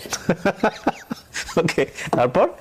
হ্যাঁ, তো মানে শুনতে আপনার কাছে মনে হচ্ছে খুব মজা না, কিন্তু তখন আমার কাছে মনে হচ্ছিল যে আমার I feel you definitely, it's a very important thing. মনে হচ্ছিল আমি খুবই মানে। কিন্তু আপনি যদি আজকের কথা চিন্তা করেন, সেই সময়টা যদি আপনি এগ্রি করে নিতেন, তাহলে কি হতো? আমি বলি ঘটনাটা, আচ্ছা, আমি তখন অপমানের শেষ আছে যে এটা কি, আমি অনেক কাঁদতেছি, সবাই কাঁদছে, আমার ফ্রেন্ডসরা তো মরা কান্না জুড়ে দিচ্ছে। হ্যাঁ, শেষ পর্যন্ত সবাই বুঝাই টুঝাই, তারও আত্মীয় স্বজন যার যে কয়জন ছিল বুঝাই রাজি করালো, ঠিক আছে, তো এখানে এরকম হলুদ হয়ে গেছে, এরপর তুমি না করছো তো ঠিক না। আচ্ছা, তখন সে রাজি হলো। পরে কাজী সাহেবকে আনা হলো। হ্যাঁ, মোটামুটি বলাই ছিল কাজী সাহেবকে, কাজী সাহেব এই অবস্থা থেকে চলে গেছিলেন, তবে ওনাকে আনা হলো। উনি তখন আমার মানে উনি বললেন যে আমি 101 টাকা কাবিনে বিয়ে করবো। ও, আপনার যিনি হাজবেন্ড হবেন উনি বললেন 101 টাকা কাবিনে বিয়ে করবে, এতে করে ভালোবাসা থাকবে নাকি? না, তা জানি না। উনি বললেন যে আমি 101 টাকা কাবিনে বিয়ে করবো। তখন কাজী সাহেব বলেন যে আপনি কি আমার সাথে মশকরা করছেন? আর মানে দেন মুহূর্তে কিন্তু মেয়ের স্ট্যাটাস, মেয়ের শিক্ষাগত যোগ্যতা, মেয়ের ফ্যামিলি, মানে এখন যেহেতু আমি ল পড়ি, এখন আমি জানি যে এগুলো দেখে নির্ধারণ করা হয়। হ্যাঁ, ইচ্ছে মতো কিন্তু এটা করা যায় না। দেনমোহরটা অথবা মেয়ের নিকটাত্মীয় কত কাবিন হয়েছে সেটা দেখে। তো কাজী সাহেব তো খুব রাগ, তো কাজী সাহেব চলে গেলেন। উনিও কাজী সাহেবেরও তো লস। হ্যাঁ, কাজী সাহেবের কি লস? লস আছে কেন? আমি যতদূর জানি যে দেনমোহরের উপর একটা ওই 1000 টাকা দেওয়ার কিছু একটা ব্যবস্থা। দেনমোহরটা কিন্তু মজার বিষয় না আসলে। দেনমোহরটা মেয়েদের অধিকার। হ্যাঁ, অফকোর্স এগ্রিড। হ্যাঁ, এটা কিন্তু নৈতিক বাংলাদেশের অনেক অধিকার। প্রেক্ষাপটে এটা খুব মজার বিষয় এবং এটা নিয়ে যথেষ্ট রকমের এক ধরনের ব্ল্যাকমেইলও হয়, এই ব্যাপারে কোনো সন্দেহ না, নাই। দেনমোহর নারীর অধিকার এবং এটা আদায় করতে হবে। রাইট, এবং ইসলাম এটাকে পূর্ণ সমর্থন দিয়েছে একদম, এবং একদম। সেই দেনমোহরই হওয়া উচিত যেটা ছেলের পক্ষ থেকে পরিশোধ করা সম্ভব। Right. ছেলের পক্ষ থেকে পরিষদ এবং ছেলের কিন্তু অবস্থা বেশিরভাগ সময় আমরা অনেক সময় দেখি যে দেনমোহরটা এমন নির্ধারণ করা হয় যাতে করে একদম গলের কাটা হয়ে যায়, মানে ডিভোর্স দিয়ে দিলে যাতে বের হতে না পারে এমন। না, যাই হোক, ওটা অন্য যাই হোক, প্রসঙ্গ। এটা তো তো আপনাকে দিল 101 টাকা, আপনি প্রশ্ন বলেন। করলেন। হ্যাঁ, না, আমি যে সে যে রাজি হয়েছে এটি তো আমি খুশি। তো যাই হোক, তো কাজী তো চলে গেলেন। তা আবার নতুন করে দেন দরবার শুরু হলো। হ্যাঁ, পরে কাজী সাহেবকে আবার রিকোয়েস্ট করে ফিরায় আনা হলো। দেখেন, আল্লাহ কিন্তু আমাকে ইশারা দিয়েছিল। আল্লাহ কিন্তু মানুষকে ইশারা দেয়, এগ্রিড। কিন্তু আমরা এত বোকা যে আমরা আল্লাহর ইশারা ধরতে পারি না। এটা কি 101 টাকাই হয়েছে? না, 1,01,000 টাকা হচ্ছে। 1,01,000 টাকা দেনমোহর, 101 টাকা দেনমোহর ধরা যায় না। না, 101 টাকা দেনমোহর এটা কখনোই সম্ভব না। আমার সামাজিক অবস্থান, ওনার ইনকাম, এই সবকিছু মিলাই কিন্তু দেনমোহর একটা মজার বিষয় না কিন্তু। এটা আমি আরো ভালো করে জানলাম যখন আমি ল পড়ছি। তো যাই হোক, এই ঘটনার পরে আমার খুব অপমান বোধ হলো যে এরকম কাউকে বিয়ের রাতে এরকম একটা খুব বাজে মানে, ঘটনা। হ্যাঁ, তখন আমি রাগ করে বললাম যে ঠিক আছে তাহলে। এরপর আমি চলে গেলাম আমার বাসায়। তো এই ঘটনার আরো 3 মাস পরে আমি তার সাথে সংসার শুরু করি। কারণ 3 মাস কোনো যোগাযোগ ছিল না ওনার সঙ্গে আপনার? প্রথম দিকে আমি যোগাযোগই রাখিনি, কারণ আমার খুব অপমানিত বোধ হচ্ছিল যে এই ঘটনাটার পরিপ্রেক্ষিতে। 5 মাস পর আমি জানতে পারি যে ওনার কিছু আছে, যে কারণে উনি থেকেছিলেন আগে। কিভাবে জানলেন আপনি? কার কাছ থেকে জানলেন বিষয়টা? মানে যখন ওনার কিছু আচরণ দেখলাম, বিভিন্ন আচরণ দেখলাম, তখন ওনার পরিবারের সাথে যোগাযোগ, আমার কথাবার্তা, তখন তো ইতিমধ্যে ওনার পরিবারের সাথে, ওনার মার সাথে, সবার সাথে যোগাযোগ হয়েছে, তখন তাদের কাছে জানতে পারলাম। উনি কিন্তু আমাকে প্রচন্ড ভালোবাসতেন, এই বিষয়ে কিন্তু কোনো সন্দেহ নেই, মানে খুবই ভালোবাসতেন। কিন্তু আবার উনি আবার ডেসপারেটও ছিলেন খুব বেশি, যেমন গায়ে হাত তুলতে বিন্দুমাত্র ওনার দ্বিধা ছিল না। তো বিয়ের 5 মাস পরে এটা আমি জানতে পারলাম। তো তখন কিন্তু আমি চাইলে চলে যেতে পারতাম, তখন কেউই জানে না বিয়ের ঘটনাটা আমাদের। কিন্তু আমি তখন তাকে দেখেছি রোগী হিসাবে, যে আমি যদি চলে যাই তখন সেটা আরো বেশি রোগী হয়ে যাবে। মানে বাবা মাও কাছেও একটা মান সম্মানের ব্যাপার। বাবা মা জেনেছে ততদিনে যে আপনি বিয়ে হ্যাঁ, করেছেন? ততদিনে বাবা জেনেছে। কি বলেছে? বাবা মা তো প্রথম 1 বছর আমার সাথে কথা বলেনি। হ্যাঁ, তখন যদি আমি আমার বাবা মাকে বলি যে আমি খুব কষ্টে আছি, বা সে আমার গায়ে হাত তোলে, তখন বাবা মা কি করবে? তখন তো বাবা মা বলবে আগেই মানা করছিলাম। তা আমার মাথায় তখন লাগলো যে না, বাবা মার কাছে ছোট হওয়া যাবে না। আমি আসলে বুঝি নেই যে বাবা মার কাছে মানুষ সবসময় ছোটই থাকে। তো যাই হোক, কিন্তু এটা সত্য যে সে আমাকে ভালোবাসতো। টেম্পার লুজ করতো? হ্যাঁ, অল্পতেই। বিষয়টা একপাক্ষিক কিনা, নাকি আপনিও রেগে যে আপনিও অনেক সময় করতেন? না, আমি করতাম। প্রথম এক সহ্য করে মেয়েরা, তারপরে দেখা গেল যে সে হয়তো বা সেও তখন একই ভূমিকায় চলে যায়, এরকম হয়েছিল কিনা? না, আমার চিন্তা ভাবনাটা অন্যরকম ছিল। কি ছিল আপনার চিন্তা ভাবনা? মানে যেটা বলছেন এটা পাবলিকলি বলছেন, কিন্তু উনি চাইলে ডিফেন্ড করতে পারবে ভবিষ্যতে, সেই জায়গা থেকে বলছেন। হ্যাঁ, উনি তো চাইলে ডিফেন্ড করতেই পারবেন, কারণ আমি তো যা সত্য তাই বলছি এখানে। তো মানে ওনার আত্মীয় স্বজনরাও নিশ্চয়ই দেখবেন, ওনারা সবাই দেখবেন। হ্যাঁ, যে ভালোবাসাটাও ওনার আত্মীয় স্বজনরা দেখেছেন, গায়ে হাত তুলতো সেটাও ওনার আত্মীয় স্বজনরা দেখেছেন। ওনার আত্মীয় স্বজনরা মানা করতেন যে মিষ্টির গায়ে কেন হাত তুলিস, বলতো ওনাকে। ওনার আত্মীয় স্বজনরা সবাই বলতো। আর একটা ব্যাপার কি, মানে সবাই ভাবে যে একটা মানুষ যখন, একটা মেয়ে যখন মানে ফিনান্সিয়ালি ইন্ডিপেন্ডেন্ট হয়, তখন হয়তো তার মানে কোনো পারিবারিক দায়বদ্ধতা থাকে না, হয়তো তার স্বামীর কথা শুনতেই হবে এমন কোনো বিষয় থাকে না। কিন্তু কথাটা কিন্তু একদম ঠিক না। বরং যারা ফিনান্সিয়ালি ইন্ডিপেন্ডেন্ট হয় বা যাদের একটা সার্কেল থাকে, তারা কিন্তু অনেক কিছু পরিবারের জিনিস গোপন করে, পাছে তাদের বদনাম হয় বা পাছে লোকে কিছু বলে, এজন্য। আমি তখন আমার মধ্যে একটা ছিল যে ওই সময় আমার আগের ফেসবুকে বেশিরভাগ ছবি আমি আমার হাজবেন্ডের সাথে খুব হাসি খুশি ছবি দিতাম, যে অ্যাটলিস্ট সবাই দেখুক আমি ভালো আছি। কারণ কাউকে খারাপ আমি আছি, এটা দেখায় তো কোনো লাভ নাই। আর আমি বারবারই বলতেছি যে উনি কিন্তু আমাকে ভালোবাসতেন, কিন্তু না, ভালোবাসাটা ছিল একটু অন্যরকম। হ্যাঁ, যেমন গাড়ির মধ্যেও কিন্তু যখন উনি ড্রাইভ করতেন, উনি কিন্তু আমার হাত ধরে বসে থাকতেন, যে কিছু হলেই যে মানে বা আমি যদি কোনো ফোন আসলে হাত সরিয়ে নিতাম, উনি বলতেন মিস্ত্রি তুমি হাত সরিয়ে নিলা কেন, তুমি কেন হাত সরিয়ে নিলা, মানে কেন তুমি আমার চেয়ে বেশি ফোনটাকে প্রায়োরিটি দিচ্ছ, এই মোমেন্টটাকে কেন প্রায়োরিটি দিচ্ছ না, দ্যাট এটা কিন্তু কোশ্চেনেবল, এটা আসলেই কোশ্চেনেবল। মানে ফোনটার সময় কেটেই দেওয়া উচিত ডেফিনেটলি, কারণ ইটস আ বিউটিফুল মোমেন্ট। যাই হোক, আমি জাজমেন্ট করছি না, না, মানে বিউটিফুল মোমেন্ট আমি মানে as a doctor I have to attend my phone calls, কারণ আমার রোগীরা ফোন করে, তখন তুমি ফোন না ধরে থাকতে পারবো না। আমার হসপিটাল থেকে ফোন আসে, ফোনেও না সমস্যা নাই, মানে হাতটা ছেড়ে দিয়ে ফোনটা ধরে আবার হাতটা ধরলাম না কেন। ও, এটা তো উচিত ছিল আপনার হাতটা ধরা। হ্যাঁ, এই তো মানে এই ব্যাপারগুলো সে মানে নোটিস করতো, মানে কতটুকু সে আমাকে ভালোবাসে। এখানে আসলে জানি না বলাটা ভাবে ঠিক হবে কিনা, মানে এক্সপেক্ট করতো অনেক কিছু, মানে ও আপনাকে অনেক লাভ করতো, এটা আপনি যেমন বুঝতে পারতেন, সেটা ইন রিটার্নও সে অনেক কিছু এক্সপেক্ট করতো, বাট আপনার লাভ এক্সপ্রেশন তো আপনার মতো, হয়তো সেও বুঝতে পারতো না এই বিষয়গুলো। যাক, আমরা আসলে জাজমেন্টে না নিই, কিন্তু আমি যেটা বলতে চাচ্ছি যে বিয়ের পরে আপনি এমন কিছু কি জানলেন যেটা আপনি বিয়ের আগে জানতেন না? এই যে আমার বিষয়টা, এছাড়া থাকা বিষয়টা তো খারাপ না, ও থেকে ভালো হয়ে আসছে। না, ভালো হয়ে এসেছিল, কিন্তু মানে এরপর যে এই যে জিনিসগুলো আমার সেটা ছিল, এবং দেখা গেছে যে এই পুরো 5 বছরে কিন্তু উনি ওষুধ খেয়েছেন, আমি ওনাকে রেগুলারই মানে উনি ট্রিটমেন্টেই ছিলেন। কিন্তু আপনার মেডিকেল ভাষায় এটা কি আপনি খারাপ বলবেন? না, মানে একটুও খারাপ না, এই জন্য আমি তাকে ছেড়ে যাইনি। ওকে, এই জন্য আমি তাকে ছেড়ে যাইনি, কারণ আমি জানতাম যে আমার সাপোর্ট তার দরকার। কারণ যে কোনো কিছুতেই সে বলতো মিস্ত্রি আমার এই সমস্যা, তুমি কিছু একটা করো।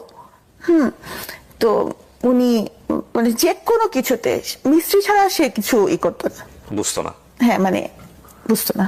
তো তারপরে কি হলো, মানে এই ধরনের একটা ঘটনা কেন আসলো 2020 সালে বোধহয়, না? কি হয়েছিল বলেন তো?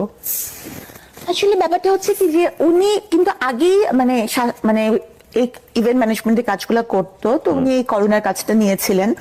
তো করোনার কাজটা ওনার কিন্তু কোনো হসপিটাল ছিল না, অনেকেরই ভুল ধারণা একটা আছে যে ওনার বোধহয় কোনো হসপিটাল ছিল। উনি কিন্তু ইভেন্ট ম্যানেজমেন্ট করতেন, মানে বুথ বানিয়ে যে স্যাম্পল কালেকশন করতেন, এতটুকুই ওনার পারমিশন ছিল। ও, বুথ বানিয়ে বিভিন্ন স্যাম্পল কালেকশন করে কার কাছে পাঠাবে তাহলে সে? এটা পাঠাবেন যে সরকারি যে এগুলো যে যারা সেখানে, তার তো কোনো টেস্টের, তার তো কোনো কিন্তু বুথ বানিয়ে যে স্যাম্পলটা কালেক্ট করবেন উনি, এটা কি অনুমতি ছিল? হ্যাঁ, এটা অনুমতি না ছিল। আচ্ছা, এটা কি সরকার থেকে অনুমতি দিয়েছিল? হ্যাঁ। আচ্ছা, তারপর? তো এই যে ওনার অ্যাডমিনিস্ট্রেটিভ ব্যাপারগুলো, এগুলো কিন্তু আসলে আমি খুব একটা বুঝি না, কারণ উনি কিভাবে ওনার ম্যানেজমেন্টটা চালাবেন, উনি তো আগে থেকে ম্যানেজমেন্ট করেন, এই জিনিসগুলো কিন্তু আমার মাথায় ঢোকে না। অনেকেই হয়তো ভাবেন যে সাবিনা ডাক্তার, সাবিনা এগুলো ভালো বুঝছেন, কিন্তু ম্যানেজমেন্টের ব্যাপারটা যে সব ডাক্তাররা বুঝবেন এটা কিন্তু ঠিক না। তো আমি ওনাকে বলতাম যে তুমি তো এই ব্যাপারগুলো খুব একটা জানো না, তাহলে তোমার এই কাজটা নেওয়ার দরকারটা কি? কিন্তু উনি স্বাভাবিকভাবে আমার কথা শুনতেন না, মানে কাজের ব্যাপারে উনি আমার কথা শুনতেন না। হ্যাঁ, আর ওনার একটা কমপ্লেক্স সবসময় কাজ করতো, উনি ভাবতেন যে আমি যেহেতু কার্ডিয়াক সার্জন, আমি হয়তো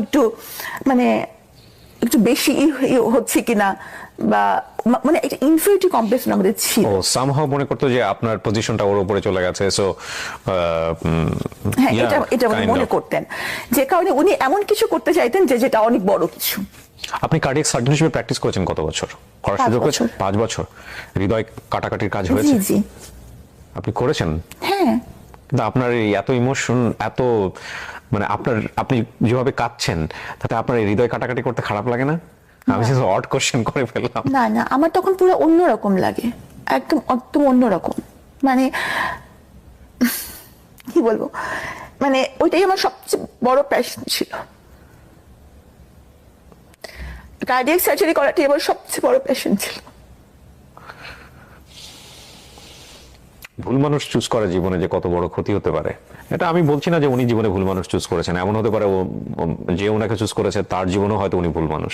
হ্যাঁ, এটা হতে পারে, এটা আমি অস্বীকার করছি না, তাই না? হয়তো উনি যদি সাধারণ কোনো, যেমন ধরেন যে আমি যদি কোনো প্রোগ্রামে উনি নিয়ে যেতেন, যদি কোনো প্রোগ্রামে, তো দেখা যেত যে সবাই সাবিনার সাথে কথা বলতে চায়, হ্যাঁ, বাস আমাকে কিছু একটা প্রশংসা করে বলতে চায়, করতে চায়, তো তখন দেখা যেত যে ওনারা ওনাকে ছোট করে কথা বলে।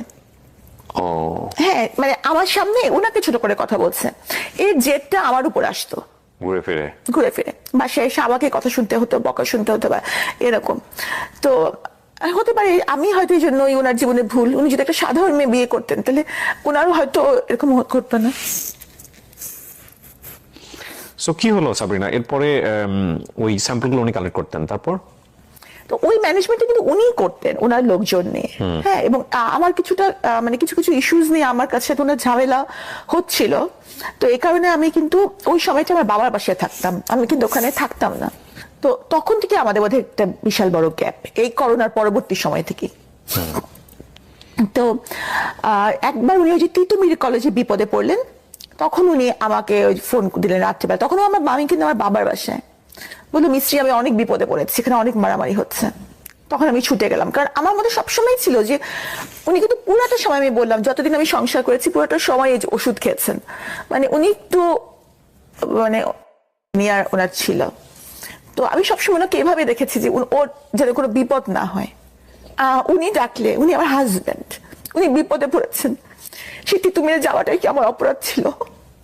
তাহলে আমি কোনো কোম্পানির চেয়ারম্যান না, কারণ জেকেজি হচ্ছে একটা ব্যক্তি মালিকানাধীন কোম্পানি। প্রোপাইটারশিপ কোম্পানির কোনো চেয়ারম্যান বলে পোস্ট থাকে না, থাকতে পারে না। তারপরেও সবাই জানে জেকেজির চেয়ারম্যান আমি, যদিও এখানে চেয়ারম্যান বলে কোনো পোস্ট থাকা সম্ভব না। সবাই জানে সাবিনাই সব করছে। তো আমি ভাবি যে সবই আল্লাহর ইচ্ছা, আমার কারাগারে যাওয়াটা হয়তো আল্লাহর ইচ্ছা। তিতুমিরে যাওয়ার পর আপনি কি দেখেছেন? আমি কিছুই দেখিনি আসলে। তিতুমিরে যাওয়ার পরে ওখানকার যে স্বাস্থ্যকর্মী ওরা বললো যে আমাদের উপর মানে হামলা হয়েছে। আর স্বাভাবিকভাবে কি, আমি যেহেতু মেডিকেল রিলেটেড, আমার কাছে মনে হবে যে স্বাস্থ্যকর্মীরা সঠিক বলছে, থাকে না মানুষ জাজমেন্টাল হয়ে যায়। তা আমার কাছে, আমি সত্য মিথ্যা যাচাই না করি, আমার মনে হলো যে ওরাই বুঝি সত্য বলছে। এখানে যে সত্যের বাইরে অন্য কিছু থাকতে পারে এটা আমার মাথায় আসেনি। এটাই তখনই হয়তো মিডিয়া আমাকে দেখেছে যে আমি ওখানকার কিছু জেকেজির কিছু, কিন্তু আসলে আমি কিন্তু তখন আমার বাবার বাসায় ছিলাম। আর আমি বলবো না যে আমার জেকেজি কিছু করেছে বা রিপোর্ট, এগুলো কিন্তু আমার জানা নাই, কারণ এই ম্যানেজমেন্টটা টোটালি ওনারা দেখতেন, এখানে আমার দেখার কোনো সুযোগ নাই। হ্যাঁ, জেকেজি হচ্ছে কি Jobeda Khatun general health care, সেটাও কিন্তু আমার হাজবেন্ডের দাদির নামেই, মানে পুরোটা জিনিসই ওনাদের। সেখানে আমি শুধুমাত্র ওনার ওয়াইফ হিসাবে 3টা বছর। আপনাকে অ্যারেস্ট করা হলো তাহলে কোন ইস্যুতে? মিডিয়া ওখানে ওই সময়টাতে কি নিউজ করে ফেললো? আর ওই সময়টাতে উনি এটা আসলে আপনারাই ভালো জানেন, যেহেতু চলমান মামলা, এই বিষয়ে আমি কিচ্ছু বলতে চাই না। আমি শুধু এটাই বলবো, আমি আমার পক্ষ থেকে এটাই বক্তব্য যে আপনার সঙ্গে আপনার হাজবেন্ডকে একসাথে অ্যারেস্ট করা হয়েছে? না না না, উনি আমার 1 মাস আগে অ্যারেস্ট হয়েছেন, অলমোস্ট 1 মাস আগে। আচ্ছা, তো অ্যারেস্ট হয়ে গেলেন এবং সেটা হচ্ছে ওই ফ্রড কেসের জন্য, আলটিমেটলি করোনা টেস্টের যে ফ্রড কেসটা, তাই কি? জি। ওকে, 1 মাস পরে আপনি, এটা কি আপনার হুট করে অ্যারেস্ট হয়ে গেল, নাকি তার আগে থেকে আপনি বুঝতে পারছিলেন যে আপনাকে অ্যারেস্ট করা হতে পারে? আমি বুঝতে পারিনি। কেন? মানে আমি তো, মানে একটা মানুষ কেন বুঝতে পারবে তাকে অ্যারেস্ট করা হবে? মানে আমি যদি এটার কিছু হতাম। ওনাকে যখন মামলাটা করা হয়েছে সেই মামলার এজাহারে কি ছিল? আমার নাম ছিল না। ছিল না? তাহলে ওনার বক্তব্যের প্রেক্ষাপটে আপনাকে অ্যারেস্ট করা হয়েছে? সেটাও আমি জানি না। তো আপনাকে অ্যারেস্ট করা হলো, আপনি জানবেন আপনার কেন আপনাকে অ্যারেস্ট করা হলো? বললাম তো চলমান মামলা, আমি এখন কিছুই বলবো না, সময় এটার উত্তর দিবে। তবে আমি কিছুই জানতাম না, তো প্রমাণ হচ্ছে আমি রেগুলার হাসপাতালে ডিউটি করছিলাম। কোন হাসপাতালে সেটা? জাতীয় বিদ্যুৎ ইনস্টিটিউট, সরকারি হাসপাতালে। জি। তারপর? তো আমি যদি বুঝতেই পারতাম তাহলে তো আমি এত ইজি লাইফে থাকতেই পারতাম না। রেগুলার হাসপাতাল করা বা এগুলো করা কি আমি করতাম? আমি তো পালিয়ে যেতে পারতাম, আমার কাছে তোমার পাসপোর্ট ছিল। কিন্তু এখানে আরেকটা প্রশ্ন, দেশের ভিসা ছিল। না ডেফিনেটলি আরেকটা আপনি যেমন আপনার জায়গাটা বলতে পারেন, আমাদের জায়গা থেকে কোয়ারি আসছে, আপনি আনসার করলে না করলেও সমস্যা নেই, এটা আপনার ফ্রিডম আছে এই অনুষ্ঠানে। সরকার যখন এরকম একজন গভর্নমেন্ট এমপ্লয়িকে অ্যারেস্ট করছে এবং একই সাথে সে একজন বিসিএস ক্যাডার, তখন সরকারের জায়গা থেকেও তো এটার একটা চরম পর্যায়ে যাচাই বাছাই করেই তারপর অ্যারেস্ট করা হয়েছে। সুতরাং এই বিষয়টাও তো আমরা চাইলেও মানে শুধু ইমোশনের জায়গাটা থেকে বিচার করতে পারি না। ডেফিনেটলি দেয়ার কোনো না কোনো রিজন ছিল। আপনি তো বোধহয় এখন সাসপেন্ড অবস্থায় আছেন, তাই কি? আমি সাময়িক বরখাস্ত অবস্থায় আছেন। সো আপনি বলতে চাচ্ছেন যে আপনার হাজবেন্ডেরই কর্মের জন্য বেসিক্যালি আপনাকে এই জায়গাটায় আসতে হয়েছে? আমি বলতে চাচ্ছি না যে উনি এই কাজটা করেছেন। আপনি সেটাও বলছেন না? আমি সেটাও বলছি না, কারণ আমি এটা জানি না। আচ্ছা, কি হয়েছে আপনি জানেনই না? আমি জানি না আসলে। তাহলে আপনি বলতে চাচ্ছেন যে মিডিয়াতে যে সব ঘটনা ঘটেছে বা যেগুলো নিয়ে আসা হয়েছে সেগুলো কি মিথ্যা? আমি তো এটাই বলবো যে যেহেতু মামলাটি চলমান, এই জন্য আমি এই প্রসঙ্গে কিছু বলবো না। আর আমি যদি এখানে আপনার শোতে বসে কাঁদতে কাঁদতে মরেও যাই আমি নির্দোষ এটা বলে, যারা ভাববে যে সাবিনা দোষী তারা ভাববেই সাবিনা দোষী। যেমন ধরেন আমি কিন্তু এখন সাজা খেটে বের হয়েছি 3টা বছর। 3টা বছর কিন্তু কম কথা না। হ্যাঁ, একটা মানুষের জন্য 3টা দিনও জেলে থাকা কষ্টকর। এখনো কিন্তু আমি সাজা খাটার পরেও সাবিনার দিকে অভিযোগের আঙ্গুল রয়ে গেছে। না না, নট লাইক দিস। আপনি 3 বছর কেটেছেন, আপনি সারাটা জীবন বাংলাদেশের সামাজিক প্রেক্ষাপটে কোনোদিন কি আপনি এই এই এই মানুষের যে কুদৃষ্টি সেখান থেকে বেরোতে পারবেন? কখনোই পারবেন না। আপনি যদি নির্দোষ হন, আপনি কোনোদিন এটা থেকে বেরোতে পারবেন না। এটা অপূরণীয় ক্ষতি। আমি বলছি না আপনি দোষী না নির্দোষ, এটা আমাদের সামাজিক জায়গা থেকে এটা একটা বড় ধরনের বিষয়। পুলিশ ধরা মানেই মনে করে নেয় মানুষ, এটা তো আপনি জেল কেটেছেন, পুলিশ ধরা মানেই মানুষ মনে করে না যে সে খারাপ লোক। সো ওই জায়গাটা না আমরা পরে যাচ্ছি, কিন্তু আপনাকে তলব করা হয়েছিল, সো আপনি অ্যাটেন্ড করেছেন, তারপর আপনাকে বলা হয়েছে জেলে চলে যাওয়ার জন্য। এর আগ পর্যন্ত, এই ঘটনার আগ পর্যন্ত আপনার নামে কোনো ধরনের কোনো ক্রিমিনাল কেস বা কোথাও কোনো কিছু কি আছে সরকারের খাতায়? কোথাও কিছু নাই। হলো তো আপনার বিশেষ জবই হওয়ার কথা না, নাই, এটাই ফার্স্ট। আপনি জেল জীবন নিয়ে একটা বই লিখেছেন, সেটা নিয়ে এবারে বইমেলায় তুমুল আলোচনা হচ্ছে, অনেকেই কিনেছেন, অনেকে রিভিউ করছেন। বন্দিনীটা কিন্তু আমার লেখার উদ্দেশ্য কিন্তু আমার জেল জীবন না, অন্তত এই খণ্ডটা, এটা প্রথম খণ্ড, আমি বন্দিনীর দ্বিতীয় খণ্ডের কাজে হাত দিয়েছি। হ্যাঁ, এটা অন্তত অ্যাটলিস্ট আমার ঘটনা না, এটা হচ্ছে। কি সুন্দর কথা লিখেছেন উনি বই। আহা, আমি তো দেখি না এই জিনিসটা। আপনি আমাকে বইটা দিয়েছেন, কি সুন্দর একটা অটোগ্রাফ দিয়েছেন। আল্লাহ আপনার দোয়া কবুল করুক। দেখেন সাবরিনা লিখেছেন কি সুন্দর করে, আপনারা পড়ে নিয়েন। হ্যাঁ, খুব সুন্দর করে। আমি একটু পড়ে শোনা, জানো উল্টো ভাবে দেখা যাবে কিনা ক্যামেরায়। প্রচন্ড খ্যাতিমান এই মানুষটিকে আল্লাহ আরো খ্যাতি শিখরে নিয়ে যাক। আলহামদুলিল্লাহ, আল্লাহ আপনার দোয়া কবুল করুক। জি, আপনি যেটা বলছিলেন যে জেলে যাওয়ার গল্পটা। হ্যাঁ, তো এগুলো হচ্ছে এক একটা মেয়ের জীবন কাহিনী, বা একটা মানুষ কখন দেখা যাচ্ছে যে বিভিন্ন রিলেশনে ইনভলভ হয়ে, মানে এইসব। আমি একটা অনুষ্ঠান করতাম, যাহা বলিব সত্য বলিব, হ্যাঁ, এবিসি রেডিওতে। এরপর আমি সিক্রেট নামে করেছি ঢাকা এফএমে, একই কন্টেন্ট কিন্তু ডিফারেন্ট নামে। সেখানে আমি এরকম অসংখ্য কেস পেয়েছি, অসংখ্য কেস আমি এখানে এভাবে রিভিলও করেছি রেডিওতে, যেটা হচ্ছে যে একজন মানুষ কিভাবে অপরাধী হয়, কি অপরাধ করে এবং এটার পরিণতি কি হয়। তো আপনি যেটা বলছেন সেটা তো ডেফিনেটলি আপনি একবারে গ্যাং যেটা বলে জেলখানায় গিয়ে বসে আপনি জিনিসটা ফেস করতে পেরেছেন। এবং আমি এই প্রেক্ষাপটগুলোর কারণে অ্যাটলিস্ট মানুষ বুঝবে যে এটা করলে অপরাধ হয়, এটা করলে জেলে যেতে হয়। বইটা পড়েন আপনারা, হ্যাঁ, বইটা পড়লে হয়তো আপনাদের একটা নলেজ তৈরি হবে। কিন্তু আপনার অভিজ্ঞতা কি ছিল? যে এই জীবনটা সম্পর্কে তো আপনি জানতেনই না। আপনি একটা সোভার ফ্যামিলি থেকে এসেছেন, আপনি একটা চমৎকার পরিবেশ, নিজের মনস্তাত্ত্বিক জায়গা থেকে এগুলো মেনে নেওয়া তো ভয়ঙ্কর রকমের একটা যুদ্ধ, এক। আর 2 নম্বর হচ্ছে আপনি ওখানে যাওয়ার পরে আপনি কি পেলেন, কেমন অ্যাকোমোডেশন পেলেন, মানে কি হলো, এগুলো একটু আমাদেরকে বলেন। আমি যখন প্রথমে ওখানে গেলাম, আমি তো যেহেতু বিসিএস ক্যাডার ছিলাম, সেহেতু কারাবিধান অনুযায়ী আমি ডিভিশনে ছিলাম। ডিভিশন মানে হচ্ছে একটা, এটা হচ্ছে যে ব্রিটিশ আমল থেকে নির্ধারণ করা একটা আলাদা রুম থাকবে আপনার জন্য, এটা আলাদা রুম থাকবে, সাথে বারান্দা থাকবে, আর হচ্ছে যে একটা সেবক থাকবে। আর খাবার দাবার ব্যাপারটা হচ্ছে যে নর্মাল একজন মানে বন্দি যে পরিমাণ খাবারটা পাবে, সেম মেনুটাই, সেম মেনু, কিন্তু গ্রামস এর কিছু ডিফারেন্স থাকবে। ডিভিশন প্রাপ্ত আসামি পাবে। কিসের? ধরেন আজকে আপনার বরাদ্দ হচ্ছে যে মিষ্টি কুমড়া, হ্যাঁ, হ্যাঁ, একজন নর্মাল বন্দি, হ্যাঁ, আমি সেই মিষ্টি কুমড়াই বরাদ্দ পাবো, হ্যাঁ, কিন্তু আমারটা আমার কুক রান্না করবে। ওকে, হ্যাঁ, ওকে। কিন্তু মেনু কিন্তু সেম। গল্প সল্প করার জন্য কোনো মানুষ দেওয়া হবে? উনিই গল্প করবে। উনি কি থাকে আপনার সঙ্গে নাকি চলে যেত? না, থাকতো, ওই রুমেই থাকতো, এক রুমে থাকে। উনিও কি জেল জীবন কাটাচ্ছে নাকি? হ্যাঁ, উনি আরেকজন বন্দি। ও, সো জেলের মধ্যে শুধু থাকা না, সার্ভিসও দিতে হয় ওখানে। অবশ্যই সশ্রম কয়টা, সশ্রম কারাদণ্ড, ওকে। আমিও তো সার্ভিস দিয়েছি, আমি বাগানের মালিক ছিলাম না, রুমের পাহারাও তো ছিলাম। আচ্ছা, আচ্ছা। সশ্রম কারাদণ্ড হয়েছিল আমার। যাদের সশ্রম কারাদণ্ড হয় প্রত্যেকের কাজ করতে হবে, এটা বাধ্যতামূলক। বিভিন্ন রকমের কাজ করতে হয়, এক একজনকে এক একটা, এটা কারা কর্তৃপক্ষ নির্ধারণ করে কাকে কোন কাজটা দিবেন। আচ্ছা, এটা নিজের ইচ্ছা মতো বেছে নেওয়ার সুযোগ নেই। ডেইলি লাইফটা কি ছিল? প্রথম তো খালি বলতাম যে আল্লাহ, আমি মরে গেলাম না কেন, মানে এতটা অপমান আমি নিতে পারছিলাম না। আর একটা মেয়ে যখন কোনো মামলায় সম্পৃক্ত হয়, তো সেই মেয়েটার ব্যক্তিগত জীবন, তার চরিত্র, তার বয়ফ্রেন্ডের সংখ্যা, তার চলাফেরা, তার লিপস্টিকের কালার এমন ভাবে আলোচিত হয় যে সেটা এতটাই ভয়ঙ্কর যে তার জীবন তো জীবন, তার বাবা মার জীবন ধারণ করাটাও কঠিন হয়েছে। আপনি জেলে বসে এগুলো বুঝতে পারছিলেন যে আপনাকে বাইরে নিয়ে কি হচ্ছে? আইডিয়া পাচ্ছিলেন কিছুটা? কিছুটা তো বটেই। কোনো মেয়ে যদি কোনো যৌন হয়রানির ভিকটিম হয়, তখনও কিন্তু তার চরিত্রের দিকে অঙ্গুলি নির্দেশ করা হয়েছিল, হয় যে তার চলাফেরায় নিশ্চয়ই কোনো দোষ আছে। তাহলে চিন্তা করেন যে যেখানে আরেকটা নারী মামলায় সম্পৃক্ততার অভিযোগে অভিযুক্ত হয়, তার চরিত্র নিয়ে কত কথা উঠতে পারে। আর সে যদি একটু আধুনিক হয়, সে যদি একটু গাঢ় কালারের লিপস্টিক দেয়, তাহলে তো বুঝেই নেন কি হবে তার সাথে। তার জীবন তো দুর্বিষহ হয়, তার বাবা মার জীবনটাও শেষ।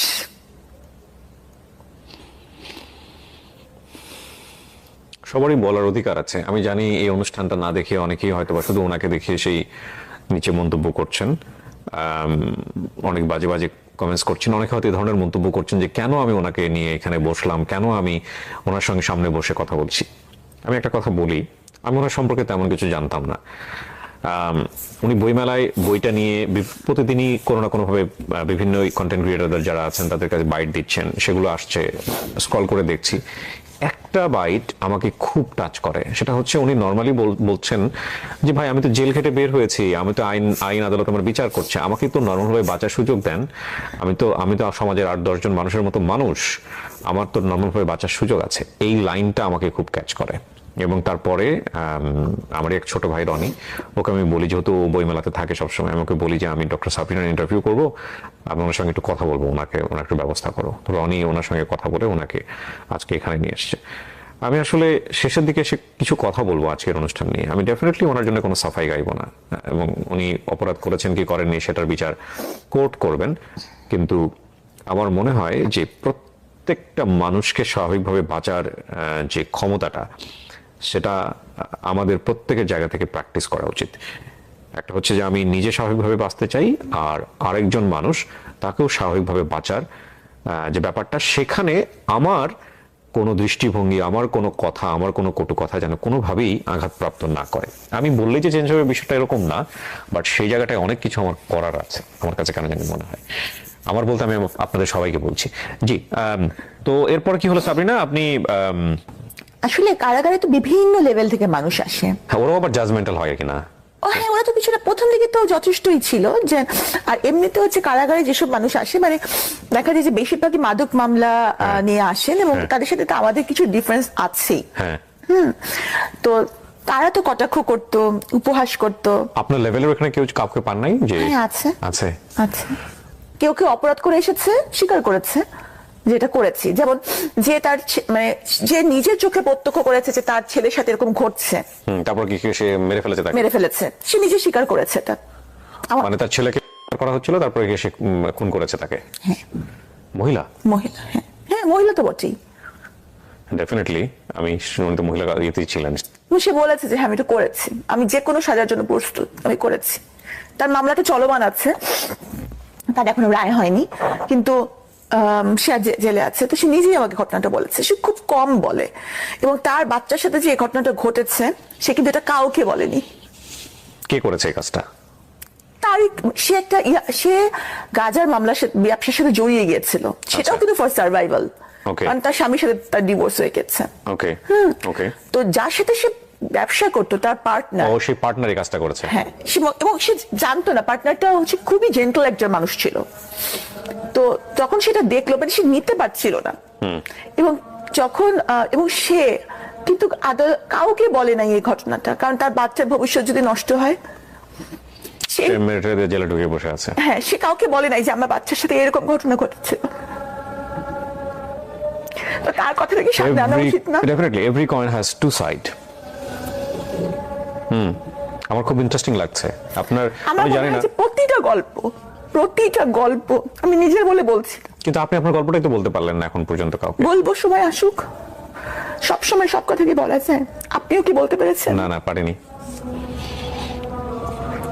আর আমি আজানের পরে, হ্যাঁ শিওর, আজানটা আমরা একটু পজ দেই। জেলার বিভিন্ন রকমের কথা বলছিলেন, এবং আপনি বলছিলেন যে আপনার একটা সময় হলে আপনি বলবেন, আপনারটা এখনই আপনি বলবেন না। জামিন নেওয়ার জন্য আপনার ফ্যামিলি থেকে কোনো চেষ্টা করা হয়েছে? এই যে 3 বছর আপনি ভিতরে ছিলেন, জেলের ভিতরে ছিলেন, আপনার বাবা বা ফ্যামিলি মেম্বার কেউ কি এসেছে আপনার সঙ্গে দেখা করতে, পাশে দাঁড়িয়েছে? আমি তো আগেই বলেছি যে আমার ফ্যামিলির কেউই বাংলাদেশে থাকে না, আর যারা বাংলাদেশে থাকে না তারা কিন্তু এই বিষয়গুলো খুব একটা ভালো বোঝে না। আর আমার বাবা যদিও অতিরিক্ত সচিব ছিলেন, উনিও কিন্তু এই ব্যাপারগুলো ভালো মতো হ্যান্ডেল করতে পারছিলেন না। ভালো উকিল বা বাট উনি ভালো, চেষ্টা করছিলেন, নাকি ওনার জায়গা থেকে অনাগ্রহ ছিল? না, যে না, ওনার জায়গা থেকে অনাগ্রহ ছিল না, প্রচন্ড আগ্রহী ছিল। মানে উনি বেশিরভাগ সময় জায়নামাজেই বসে থাকতেন। হ্যাঁ, দেখেছেন? কিন্তু কিভাবে করতে হবে বা কোন ওয়েতে যেতে হবে, আর মানে উনি একটা বয়স্ক মানুষ, ওনার বয়স হচ্ছে 79 এরকম। ও। তাহলে উনি কোথায় যাবেন, কি করবেন, কার কাছে যাবেন? আমার তো কোনো ভাই নাই, তো মামলাটা ভালো মতন হ্যান্ডেলও আসলে করা হয়নি। যে প্রকাশনী থেকে প্রকাশ পেয়েছে ওনারা যোগাযোগ করেছিলেন আপনার সঙ্গে যে আমরা বই বের করতে চাই? আর আমার এডিটর যিনি, আহমদ পাবলিশিং হাউস। জি, আমার যিনি এডিটর উনিও মারাত্মক ভালো একজন এডিটর। কতগুলো বিক্রি হয়েছে এখন পর্যন্ত? আজকে আমি রেকর্ড করছি, এই ডেটটা বলছি, 15ই ফেব্রুয়ারি পর্যন্ত। আমি খুব দ্রুত এই ভিডিওটা পাবলিশ করব। হ্যাঁ, আচ্ছা, প্রথম 6 দিনের মধ্যে বইটা এসেছিল 4 তারিখে, 4, 5, 6, 7, 8, 9 তারিখের মধ্যে বইয়ের 1000 প্রথম মুদ্রণের 1000 কপি শেষ হয়ে গেছে। ওকে। হ্যাঁ, তো উনি আমার প্রকাশক যিনি, উনি এটার জন্য প্রস্তুত ছিলেন না আসলে, সত্যি কথা, আমি নতুন, প্রস্তুত ছিলেন না। তো শেষ হয়ে যাওয়ার পর উনি মুদ্রণে গিয়েছেন, যখন মানে মাত্র 25টা কপি বাকি ছিল, তখন উনি আবার সেকেন্ড মুদ্রণে গেছেন। এই জন্য মাঝখানে 3 দিনের না, 2.5 দিনের গ্যাপ। 2.5 দিন, হ্যাঁ। 2.5 দিনের গ্যাপ ছিল। তো পরে হচ্ছে যে আবার বইয়ের মুদ্রণ চলে এসেছে, দ্বিতীয় মুদ্রণ। অনেকে মনে করতে পারেন যে এই বইটার প্রমোশন করার জন্য আমি ভিডিওটা করছি। নো, ডেফিনেটলি না। এই বইটা এমনিতেই বইমেলাতে হট কেক। হ্যাঁ, সো এটা প্রমোশন করার কিছু নাই। ডক্টর সাবরিনা বই কোথায় পাওয়া যায়, বইমেলাতে গিয়ে আপনারা বললেই দিয়ে দিবে। আর হ্যাঁ, ডেফিনেটলি আমি প্রমোশন করি, বাট আমি কোনো বইয়ের প্রমোশন এখন পর্যন্ত করিনি। আচ্ছা, সো সাবরিনা, আপনি 3 বছর পর যে জামিনটা পেলেন, এটা সরকার থেকে আপনাকে জামিন দেওয়া হলো, এবং বের হওয়ার পরে আপনি জীবনটাকে কিভাবে দেখলেন 3 বছর পর, যখন আপনি, এখন তো আপনার নিয়মিত হাজিরা দিতে হয় ডেফিনেটলি। বের হয়েছেন কত সালে? আপনি কবে বের হয়েছেন? আমার 8 মাস হয়েছে। 8 মাস হয়েছে। বের হওয়ার পরে আপনি কি পেলেন, কোথায় গেলেন, কি বের করলেন? হওয়ার পর আমি আমার আব্বাকে বললাম, আব্বা তুমি কি আমাকে বাকি জীবনটা খাওয়াতে পারবা? তখন আব্বা বলে হ্যাঁ পারবো। তখন আমি ধরে নিলাম যে আমি আর কিছু করব না। হ্যাঁ, আমি বেশিরভাগ সময় যা করব, চেম্বার করি বা আমি লেখালেখি করি বা আমি আইন পড়ছি, কোনোটাই টাকা উপার্জনের জন্য হবে না। কারণ আমার আব্বা বলছে আব্বা আমাকে মোটামুটি খাওয়াতে পারবে। আর গয়নাগাটি আমি কখনোই পড়ি না, তাহলে আমার জীবনে খুব বেশি চাহিদা আগেও ছিল না, এখনো নাই। আমি কারাগারের মহিলাদের কিছু কথা দিয়ে এসেছি যে তাদের জন্য আমি কিছু করব। কারণ কি, আমি নিজে টের পেয়েছি যে মামলাটা যদি সঠিকভাবে হ্যান্ডেল না করা হয় তাহলে কতটা ভুগতে হয়। এবং অনেকেই আছেন যাদের মামলাটা যদি একটু প্রপার ওয়েতে হ্যান্ডেল করা যায়, তাহলে কিন্তু মামলা থেকে এটা খুব ভালো রেজাল্ট আসা সম্ভব। এটা চিন্তা করে প্রথমে আমি এলএলবি তে ভর্তি হয়েছি। আমি একদম বের হওয়ার পরপরই সেশন ধরেছি, এবং আমার কাছে মনে হয়েছে যে একজন আইনজীবী চাইলে তার মানে ক্লায়েন্টের জীবন, মান সম্মান, ভবিষ্যৎ সবই তো আল্লাহর হাতে, কিন্তু উনি চাইলে এটা করতে পারেন, সংরক্ষণ করতে পারেন। তো আমি নিজে এলএলবি তে ভর্তি হয়েছি, এবং আমার ইচ্ছা যে ওই বন্দীদের জন্য কিছু করা। কারণ ওরা, আমি বের হওয়ার সময় আমাকে বলছে যে আমাদের জন্য কিছু কইরো, আমাদের কেউ নাই।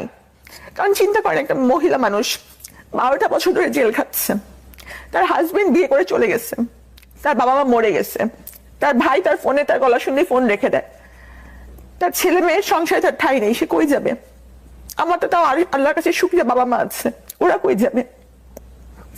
আর আমি যেভাবে পদে পদে হিউমিলিয়েশনের শিকার হচ্ছি, তাদের কি অবস্থা? তারা যে লেভেল থেকে এসেছে তাদের তো আরো বেশি কঠিন অবস্থা, তারা কি করবে? কিন্তু আমার যেটা মনে হয়, সাবরিনা যেমন একটা বন্দীদের প্রতিনিধি, সাবরিনা সাজা খেতে বের হয়েছে, সাবরিনাকেও বাঁচতে দেন। অন্য বন্দীরা যদি সংশোধিত হয়ে বাঁচে তাহলে তাদেরকেও বাঁচতে দেন। I admit this line. অবশ্যই বাঁচতে দেওয়া উচিত, সম্মানের সাথে বাঁচতে দেওয়া উচিত।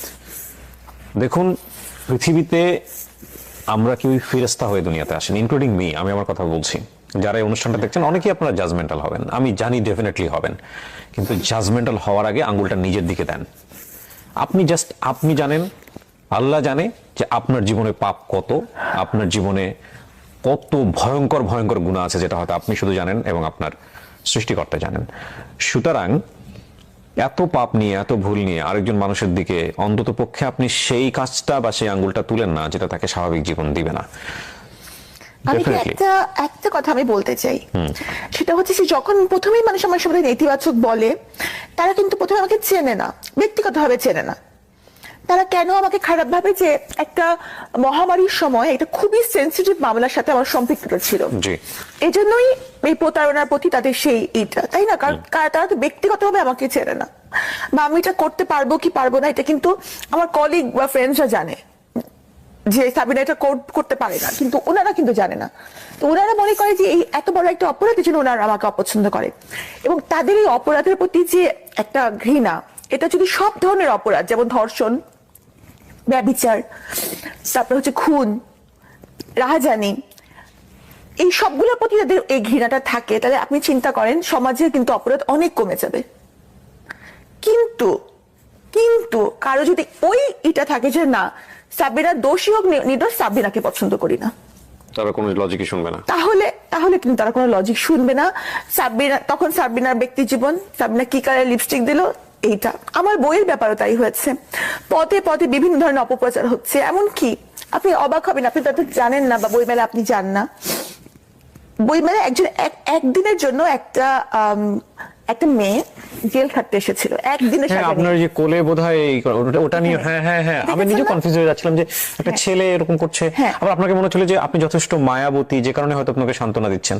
কি হয়েছে ঘটনাটা বলো, তুমি বলেছো না বোধহয় একটা হ্যাঁ জায়গায়? বলেছি। হ্যাঁ। ওই মেয়েটা একটু মানে খেলোয়াড়, আচ্ছা আচ্ছা। খেলোয়াড় মেয়েটা, এবং খেলোয়াড় মেয়েরা ওদের ড্রেস আপটা একটু অন্যরকম হয়, জি, জি, জি। এবং একটু ফিজিক্যাল এটা একটু অন্যরকম হয়ে যায়, Okay, ছেলেদের ড্রেস পরে ড্রেস ছিল। পরে বয় কাট চুল। ওকে, তো সে একদিনের সাজা নিয়ে একটু মারামারি মামলায় জেলখানে এসেছিল। আচ্ছা। তো স্বাভাবিকভাবেই মানে একটা ড্রেস দিয়ে কিন্তু একটা মেয়েকে জাজ করা হয়, জি। অন্তত বাংলাদেশে। হ্যাঁ, তো সে আসার পরে সব অন্যান্য বন্দীরা তাকে একেবারে খুব করা শুরু করলো, মানে তার প্রতি একটা মানে বাজে একটা যে সেটা মেয়ের পোশাক। আচ্ছা আচ্ছা আচ্ছা। তো সে এসে ঠিক বুঝতে পারছে না যে খাবো কি, খাবারও ধরে নাই সে, মানে খাবার ধরার কিন্তু একটা সিস্টেম আছে ওখানে, যে যেই সময় খাবারটা ডিস্ট্রিবিউট করা হয় ওই সময় কিন্তু আপনাকে ওই আপনার একটা টিনের থালা বাটি থাকবে, সেখানে আপনি খাবারটা নিতে হবে। আপনি যদি না নেন তারপর কিন্তু বাকি সময়টা আপনার কিন্তু কোনো খাবার নাই। আচ্ছা, মানে খাইলে খাও, না খাইলে না খাও। না, খাবার সবাই নেয়, কারণ ওখানে কিন্তু এমন না যে আমি দোকানে গেলাম আর খাবার কিনে চলে আসলাম জি, যখন জি। তখন, তার তো না। জি। তো সে খাবার ধরতে বুঝতে পারেনি, আর অন্য বন্দীরা তাকে সাহায্য করছে না। আচ্ছা। তো সেই সে খেলে বাসায় ফিরছিল, ওই সময় সে তার সাজা হয়েছে, সে জেলে চলে আসছে। ওই সময়টুকুকে এই কারাগারে পর্যন্ত প্রায় 24 ঘন্টা সে না খেয়ে আছে, আচ্ছা। সে কাঁদছিল। তা আমি তাকে যখন কয়েদি রুমে ডেকে নিয়ে আসলাম, তো কয়েদি রুমেও তেমন কোনো খাবার নাই, আমার কাছে ছিল একটু মুড়ি আর 2টা কলা, ওকে আমি দিলাম। আমি একটু পানিটা নিতে যাবো, এর মধ্যে দেখি সে খাবার গোগরা সে খেয়ে ফেলছে। ওকে। মানে মানে she was so much hungry. Right. তারপর পানি দিলাম, পানি খেলো, পানিও তার কাছে ছিল না, সে কিন্তু পানিও খায়নি। আচ্ছা।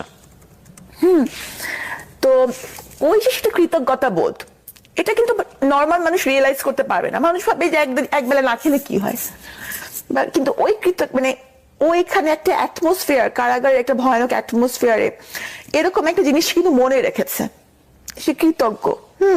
যদিও আমরা বেশিরভাগ মানুষই কৃতজ্ঞ না। মানে কোরআন শরীফেও আল্লাহ বলেছেন এত নিদর্শন দেখার পরেও তবুও কি তারা কৃতজ্ঞ হবে না? কৃতজ্ঞতা প্রকাশ করবে না। হ্যাঁ। হ্যাঁ, তো তার মানে মানুষের মধ্যে বেসিক এটাই হচ্ছে কৃতজ্ঞ। বিআই আলাইহি রাব্বিকুমা তুকাজ্জিবান। হ্যাঁ, ওই যে ওই মেয়েটার মাথায় যে আমি যে তাকে হেল্প করেছিলাম, তো ও শুনেছে আমি বের হয়েছি, সে 8 মাস ধরে আমাকে খুঁজেছে, কিন্তু আমার ঠিকানা তো আর সে জানে না। তো যখন এই মানে গণমাধ্যমে এসেছে আমি বই মেলায় আসছি বা বই বার হয়েছে, তখন সে খুঁজে খুঁজে মেলায় এসেছে। তখন সে আপনারা দেখেছেন যে সে এসেছে বা আমাকে কৃতজ্ঞতা জানাচ্ছে। ওইটাকে মানুষ যদি বলে যে সেটা একটা ছেলে বা তার সাথে আমার কোনো সম্পর্ক, এটা রটনা করা হয়েছে। হ্যাঁ, তাহলে সেই অপপ্রচারকে আপনি কিভাবে দেখবেন? এটা একটা বড় সমস্যা আমাদের জায়গা থেকে। তবে এটা ঠিক যে মানুষের এই জাজমেন্ট করার জায়গাটা বন্ধ করার কোনো সুযোগ নাই।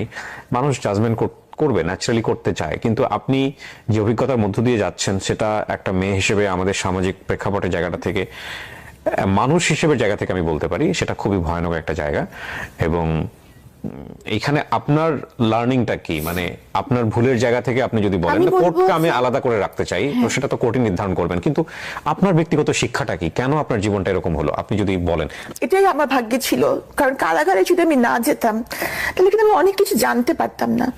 আর আমার বাবা মার আমি কিন্তু নতুন জন্ম হয়েছে আমি মনে করি, এবং আমার বাবা মার এইটা স্থানটা আমি কারাগারে গিয়ে বুঝতে পেরেছি। মানে তারা যে আমার লাইফের জন্য এতটা জরুরি, তাদের ছাড়া যে আমার জীবন চলবে না, এটা আমি কিন্তু আগে উপলব্ধি কোনোদিনও করি নাই। ওখানে গিয়ে আমি করেছি, এবং প্রতি সিজদায় আমি বলতাম যে আল্লাহ আমাকে তাড়াতাড়ি জামিয়ে দাও, শুধু ওনার কাছে ফেরত, মানে আমি যেন তাদের সেবা করতে পারি, কি যেটা আমি আগে করি নাই। এটাই আমার ভুল হয়েছে, যে আমি আমার বাবা মাকে অতটা গুরুত্ব দেই নাই যেটা আমার দেওয়া উচিত ছিল। আপনার সেকেন্ড হাজবেন্ড যিনি, ওনার সঙ্গে কি ডিভোর্স হয়ে গেছে? আমি তো বলেছি যে উনি আমার জন্য মরে গেছেন একদম। মানে ডিভোর্স, দেখবেন যে ডিভোর্সের পরেও কিন্তু মানুষের সম্পর্ক থাকে, কথাবার্তা বা অনেক কিছুই থাকতে পারে, এবং ডিভোর্সের ক্ষেত্রে দেখা যায় যে দুটা মানুষ ভালো হলেও ডিভোর্স হয়, কিন্তু উনি আমার কাছে একদম মৃত। কি কারণে মরে গেল উনি আপনার কাছে? এই যে আমার চোখের পানির জন্য তাকে ক্ষমা করা যায়, কিন্তু আমার বাবার চোখের পানির জন্য, আমার মায়ের চোখের পানির জন্য তাকে ক্ষমা করা যায় না। কারণ উনি কিছু করুক না করুক, এই পরিস্থিতিটা জন্য তো উনিই দায়ী, যার কারণে আমাকে এই পর্যন্ত আসতে হলো। তার জায়গাতেও তো একটা একিউজ থাকতে পারে, সেও তো বলতে পারে যে না আমিও কিছু করিনি, আমি হ্যাঁ, নির্দোষ। সে হয়তো কিছু করেনি, কিন্তু আমি তো একেবারেই কিছু করিনি। তাহলে আপনি তাকে একিউজ করছেন কেন?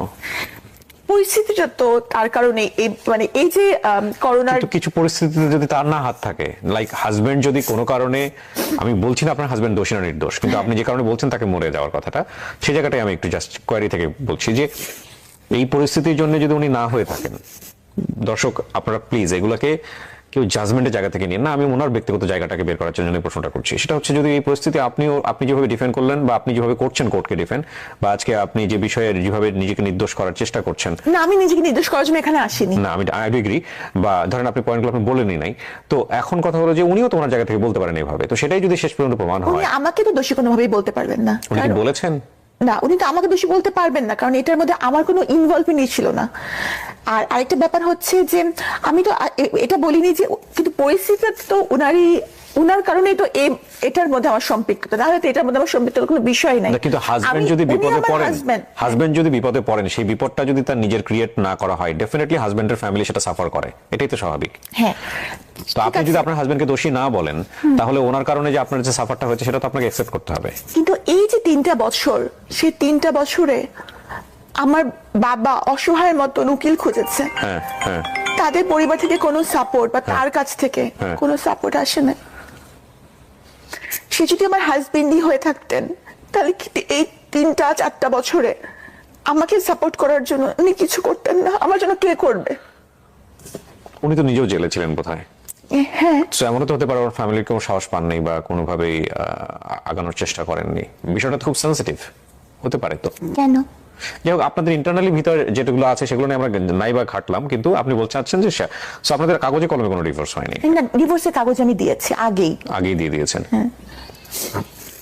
ওকে, আমরা একেবারে শেষের দিকে চলে এসেছি, কিন্তু আমার অনেক বেশি মানে তেষ্টা থেকে গেল আজকের অনুষ্ঠানটা নিয়ে। দেখেন, আমি জানি না আপনি দোষী না নির্দোষ, আমার অনুষ্ঠানে আসলে আপনাকে আমি দোষী নির্দোষ সেটা প্রমাণ করার জন্য ডাকিও নাই। আমিও তাই চাই না। আমি শুধু মনে হয়েছিল যে আপনার সঙ্গে আমি একটু কথা বলতে চাই, একটু আমি শুনতে চাই গল্পটা।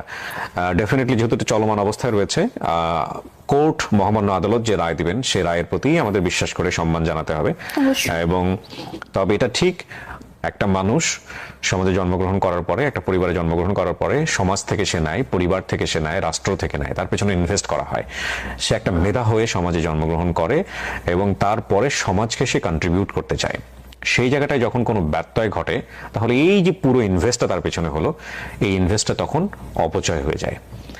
ডক্টর সাবরিনার মতো মানুষরা যখন কোনোভাবেই বিপদগ্রস্ত হন বা বিপদে পড়েন বা বিপথে যান, হ্যাঁ আমি 3টা শব্দই রাখলাম এখানে, তখন দিন শেষে এটা আমাদের জন্য ক্ষতি। এখানে এটা একটা বিষয় যদি আপনি ব্রডার অ্যাঙ্গেলে চিন্তা করেন, আর দ্বিতীয়ত চিন্তা করার বিষয় আছে যে ব্যক্তি মানুষ হিসেবে যদি আমি চিন্তা করি, দেখুন ভুল শুদ্ধ সবকিছু মিলিয়ে মানুষ, আমি অপরাধী আপনি অপরাধী, কারো অপরাধে সাজা হয়, কারো অপরাধে সাজা হয়।